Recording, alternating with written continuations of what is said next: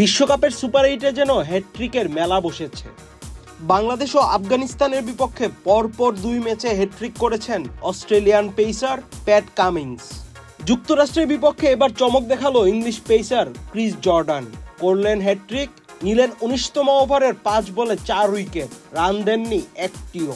যুক্তরাষ্ট্র তাদের শেষ 5 উইকেট হারিয়েছে মাত্র 6 রানে। 19তম ওভারের প্রথম বলেই জর্ডানের শিকার হয় কোরি অ্যান্ডারসন, পরের বলটি হয় ডট। 19তম ওভারের তৃতীয় বলে আলী খানের স্ট্যাম্প উপড়ে ফেলেন জর্ডান, পরের বলেই এলবিডব্লিউর শিকার হয় কেনজিকে।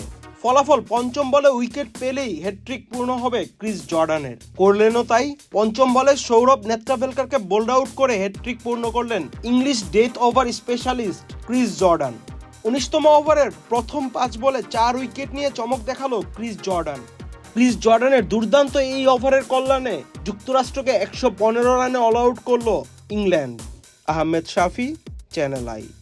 এখন জন্ম সনদ দিয়ে খোলো বিকাশ স্টুডেন্ট অ্যাকাউন্ট।